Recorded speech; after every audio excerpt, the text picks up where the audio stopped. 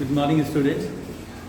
As you can see over here in the previous video of mine, I have already told about. That today we are going to give you the conclusive part of that how state governments work, and here comes the conclusive episode of that one. But before going into the final part of it, I'm going to give you the recap of what we had studied so far.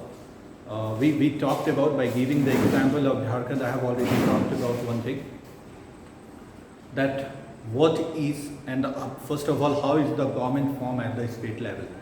India is a federal country, that has also been talked about. India is a federal country, and being a federal country, we have the government at least at the two levels, and we have we have the third level government also, which is known as local government, about which we will be studying in detail in the coming chapter. But then one government is at the central level, second government is at the state level, and finally the government at the local level. Here in this particular chapter, we are actually been discussing about the government at the state level. The state level government in a democracy is being, or anywhere in a democracy, the democracy is a system in which the government is elected by the people, and who the people are, who are the people going to be elected. All these things we have talked already in detail. Now here we have been talking about the final thing, that how the government actually works. And this is how the government actually works. We have already seen, first of all, by giving you the example of this, is that in a legislative assembly or Vidhan Sabha, we have here in Jharkhand, I have talked about Jharkhand. In Jharkhand, the total strength of the Jharkhand Vidhan Sabha is 81. Out of 81, you require at least 41, 42 to form the government. If the 41, 42 members or MLAs have not been there in a particular party, then many parties coming together, or more than one party or two parties coming together to form the government. Such a type of government is known as the coalition government, about which we have already discussed in the previous part. So once the government is been formed, say for example, as I have already told once again, that 42, 43 members are the part of the government. The remaining members or the remaining MLAs are considered as the opposition. Now, while functioning, while in the working of that government, the role of opposition is equally important. We know that suppose anything that is connected to the welfare of the people will be brought into the house. House at the state level is known as Vidhan Sabha. We have 7 Indian states. We have a bicameral legislature, of which there are the 2 houses, because we are giving the example of Jharkhand, so which has one house, that is called Vidhan Sabha. Otherwise, the states of India, that those 7 states having bicameral legislature, the second house, which is also sometimes referred to as the upper house, is called the Vidhan Parishad, and the members hence elected into those houses are called MLC, that is members of Legislative Council. Here we are confining our entire attention and focusing on the member of Legislative Assembly. So first of all, how the MLAs are elected, who the MLAs will be, who can contest for MLAs at the state level, who can give the vote. About them we have already discussed. Now, once that all 81, 82 MLAs have been elected and went to Jharkhand Vidhan Sabha in Ranchi, the next immediate work is how to form the government. Now, as per the constitutional provisions, that more than half of the strength, whosoever has attained, will be entitled or are eligible to form the government. Okay. Government hence formed is called people selected government, or a particular government, the particular party, because in our format of democracy, the political party is the most visible form of government, or the form and as a result sometimes we refer to as a particular party's government. However, the remaining are called the opposition party. Now the working would start. Let us focus on the starting of the working. As I have told in the previous class, anything that is being connected to the welfare of the people is the prime concern of the government, if necessary, to pass the legislation or to make the laws for ensuring the welfare of the people. That is all within the limit of the Constitution.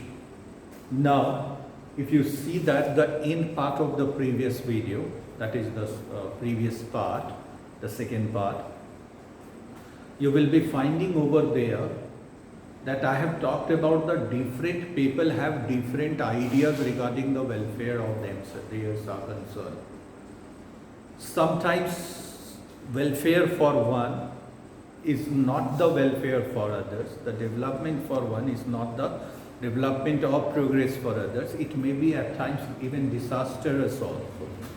And I had given you the example of large dams or the industries wanting large dams for the uninterrupted power supply, and on the other hand the small peasants, farmers, tribals in particular, those who are whose small piece of land holdings is submerged in the construction of the dam, and they are either displaced and have no other means of livelihood. So of course the industries are important parameters of development. In order to run industries, the uninterrupted power supplies equally require these things are fit and fine.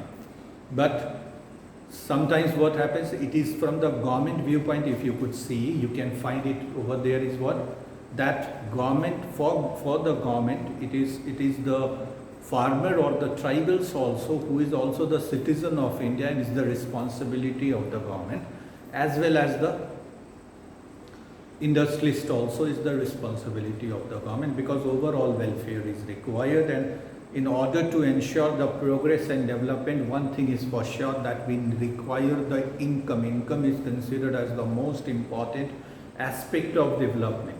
And in order to eke out income, we need to give certain facilities, and sometimes while giving the facilities, thinking for the welfare in general, we are particularly damaging something.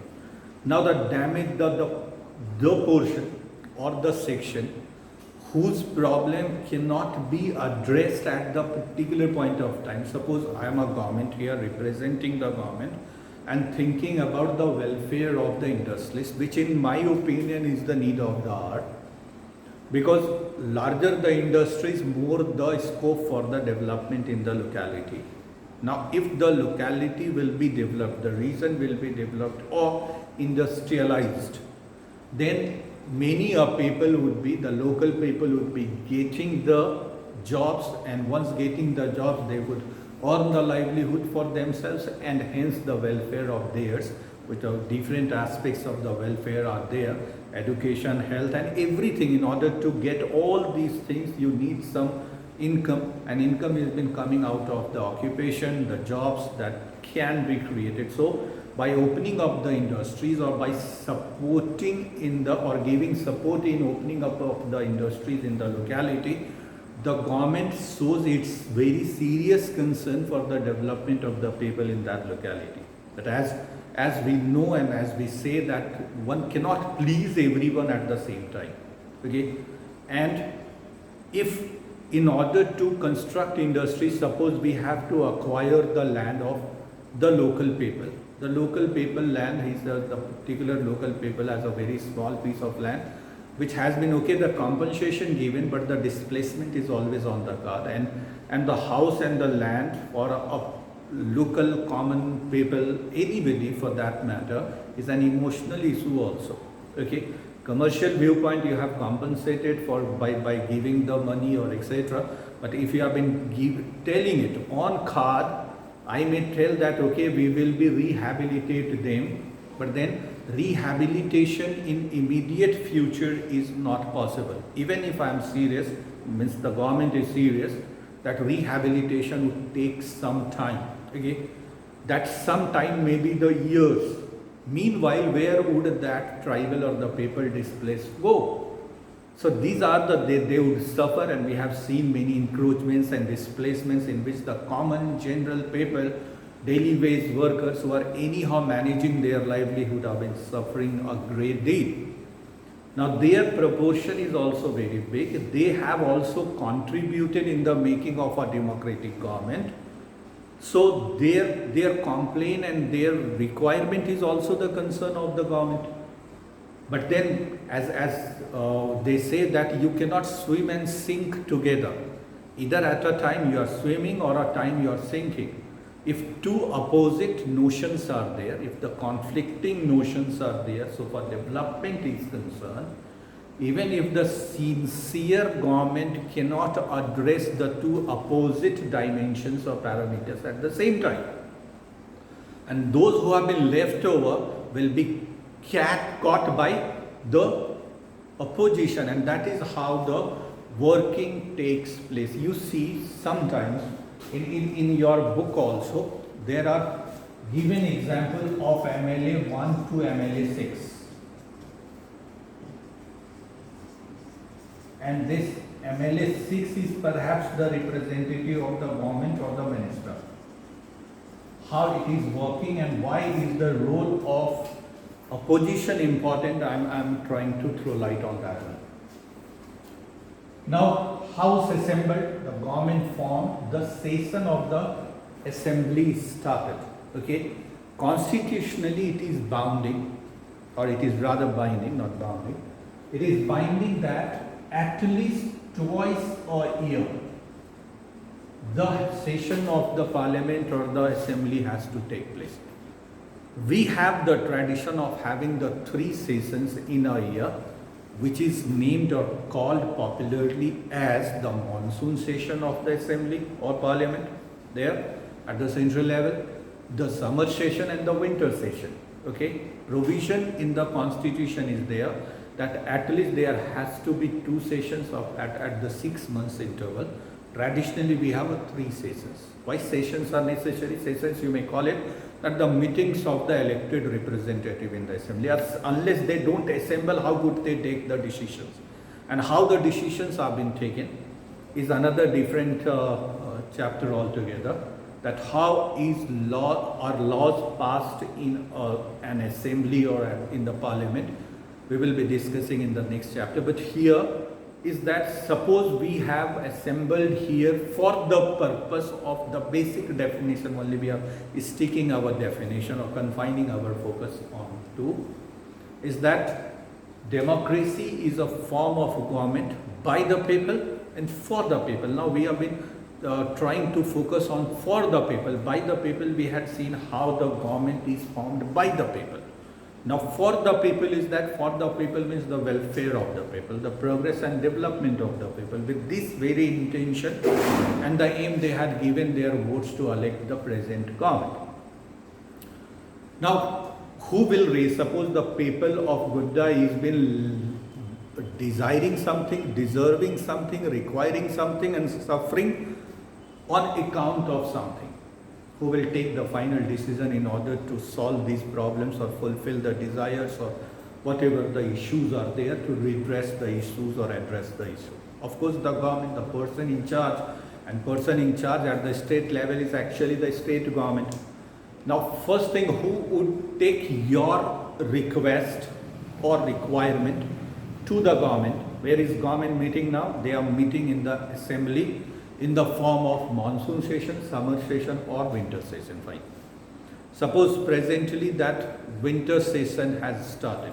Okay. Your representative from Godda, that is your MLA from Godda, would take your request or take your concern to the government. Okay.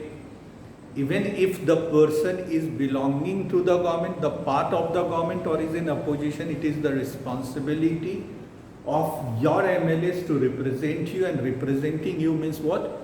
That representing the general requirement of majority of the people. It may be possible, find that it may not be possible that the each and every individual's concern would be addressed and redressed. But then majority of the people, if requiring something, is the responsibility of the MLA to put forward the requirement of the people. or the demand of the people. So they have put forward the demand before the government and asking the question, and that is what within that session of the parliament or assembly, we had a particular hour dedicated for asking the question and seeking the answer also.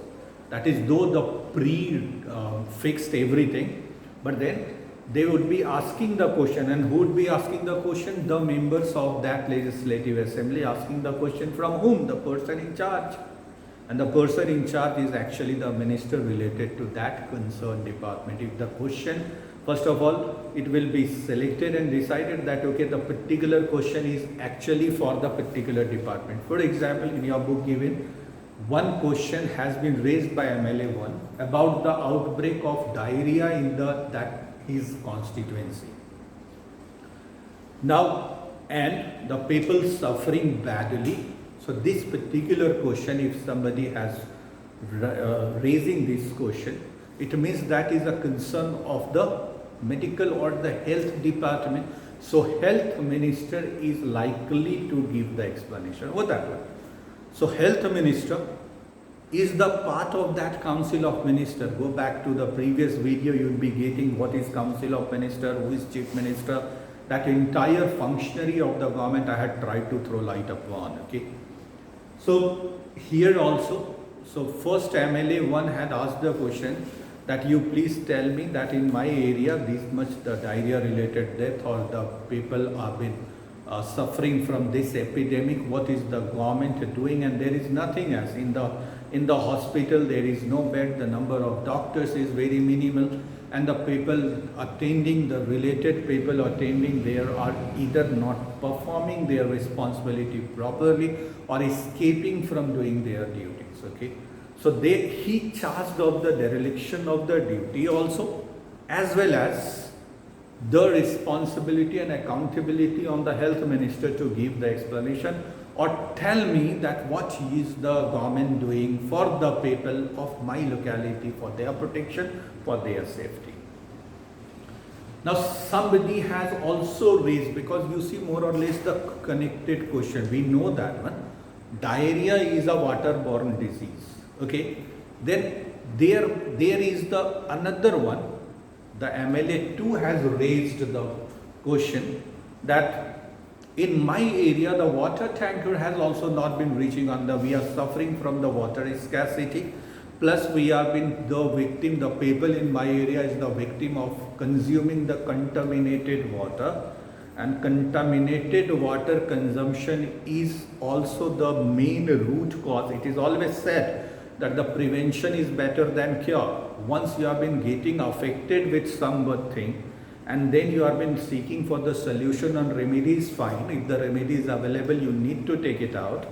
But then even more better option is that you must prevent from falling into the trap of that particular disease or the suffering or the miseries. So because diarrhea is the waterborne disease, and especially during the rainy season, this sort of a thing is likely to happen mostly. So the government must make, it is the duty of the government to provide you the safe drinking water in each and every requirement. That is why, because India is a welfare state and democratic setup we have, and democracy is based on the welfare of the people. So he has raised the question and counter question that, okay, that in my area the water tanker is not been reaching on time, the people are suffering from both water scarcity as well as forced to consume the contaminated water. Likewise, everybody had put forward, now it is put forward their questions and held government responsible. So if you are being asked to categorize the members, MLA 1, MLA 2 are belonging to which group? Of course, they are of course belonging to the opposition group. They are all belonging to the opposition party, and they are throwing questions on whom? The health minister, who is representing the state government. And health minister had given the clarification that these MLAs or the opposition is exaggerating the issue. The issue is not that much serious as it has been presented over here. The government is taking all possible steps in order to ensure the safe drinking water to the majority of the people in the locality of your constituency. And as well as the doctors are very attentive. They have been given the instruction by the health minister and the health related department and secretaries. There are a wide range of functionaries over there also. Okay, everybody are spruced up and put into the work to solve the problem as soon as possible. Now this is how, first of all, the question was been thrown and asked from the health minister. Health minister has to give the answer to this question, because why? The person who is putting up the question is also accountable to the people, and you see he has raised no personal or individual question. He has raised the question related to people's welfare, and health minister is bound to give the answer simply because once again it is connected to the people's welfare. What is government doing has been told. The story is not stopping here, but the next day the health minister has consulted with the chief minister, who is the head of the Council of Ministers, and the next day that press conference was also been organized, and many media persons were called upon, and these media persons and correspondents also asked a wide range of questions, and all these questions were been finally asked. They had also asked a plenty of questions, the wide range of questions, who the correspondents, the media persons, that what is government doing and what is, and they had also cited that this is what the concern of the opposition, and everything, the step of the government, the suggestions of the government, and each and everything has been put forward properly and addressed in the media for the knowledge of the people everywhere. So this is how the government works in that one. That is why sometimes the media or the press is also known as the fourth pillar of democracy. There are three important pillars of democracy, as we can now conclude. First one is legislature, that makes the law. Second one is executive, that executes the law. Third is the judiciary, that look into the matter, whether the law made by the legislature is in the behest or under the limit of the constitution or not. Execution is proper or improper. These entire things, when brought under the notice or into the notice of the judiciary, the judicial or the judges or the system of courts in India very independently, very powerfully are authorized to adjudicate the matter. So these are the three very important pillars of democracy. But equally important is the media, press and media. Why? Because, and that is what also called, and pillar is what? Pillar is over which the entire structure rests upon. This government is very good, this government is very bad, this report card is being given to the people. How come the people of Godda knows that the Narendra Modi's government is in the center is very good government? Or he has been doing something very good, he is doing something very bad. Who has brought you this particular report? We come to know through the newspapers, through the media, the television channels, and this entire thing is a very important connectivity between the government and the people. So that is why it is always expected to be a very responsible and accountable media also, because this particular medium, as you see, that minister is accountable. Everybody in democracy needed to do their duty very properly and must be accountable to the people, and then only the welfare can be ensured. So this is how the state government works. That is, the government is being formed, then role of opposition is equally important to raise the issue that is actually the issue. Don't raise the issue or don't exaggerate the issue to make the situation appearing very murky and very dismal. Okay, because there is the solution to everything if you are not either overestimating the problem or underestimating the problem.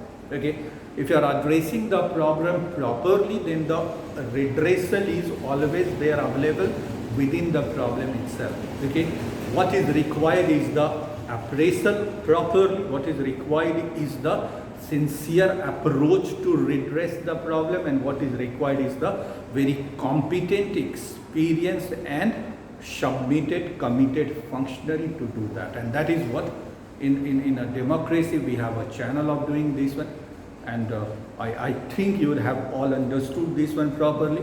Go through this particular lecture once again and the previous parts of it, and whatever and whenever some sort of a problem would be there, do communicate with me with whatever the possible channels you have, and I'll be trying to address your problems properly.